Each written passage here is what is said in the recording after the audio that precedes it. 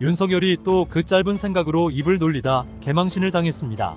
얼마 전 윤석열은 우리나라가 겪고 있는 저출생 사태에 대하여 자신이 뾰족한 수도 없이 정책 실패만 반복하고 있는 꼴에 국민들 눈치라도 보였는지 갑자기 MBC에 남 탓을 하려 들었는데요.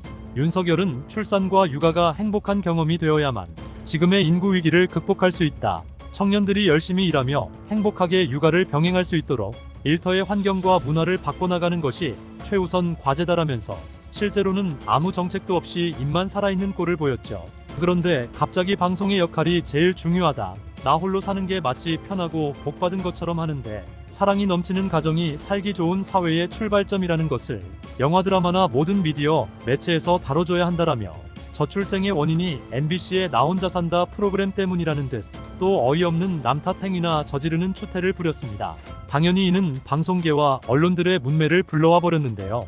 한 언론은 아예 대놓고 윤석열은 육아 경험도 없는데 왜 자신이 해답을 알고 있는 것처럼 구는지 모르겠다. 하물며 대국민들이 가족과 함께 모이는 추석 명절에서까지 본인은 애가 아닌 개를 안고 국민들에게 인사를 드려놓고 이런 말을 서슴없이 꺼내는 것은 결국 자신이 그동안 얼마나 국민들을 우습게 보고 있는 것인지를 입증한 것이라며 상당히 강도 높은 비판을 내놓는 모습까지 보였습니다. 솔직히 국민들이 보기에도 애 한 번 안 낳아본 윤석열 김건희가 저출산을 운운하며 청년들에게 탓을 돌리는 모습은 물론 애보다 개를 더 아끼는 본인의 모습부터 반성해야 하진 않는지 한 번이라도 생각을 하는 편이 본인 신변에 좋을 것 같은데요. 한편 역시 김건희 뒤만 졸졸 따라다닌 자들의 최후를 증명하듯 원희룡에게도 최악이라고 불릴 만한 결말이 오고 있습니다.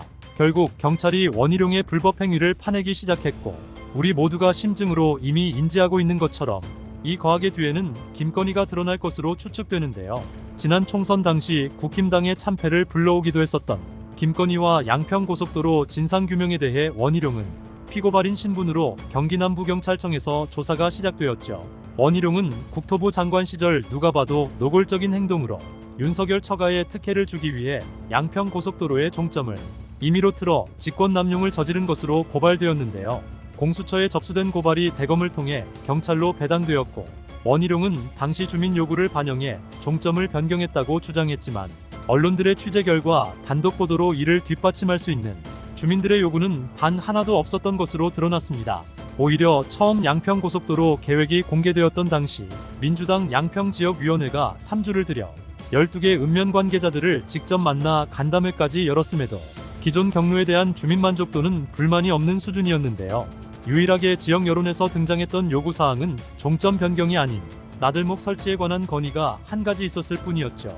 실제로 한겨레 취재에서 관계자는 10년간 양평에 살았지만 주민들은 고속도로가 생기는 것만 좋아했지 강상 면강하면 사람들이 종점을 바꿔달라고 주장한 적은 단 한 번도 없었다라며 원희룡이 주장한 주민 요구라는 것은 애초에 존재하지도 않았다는 사실을 알리고 있었는데요.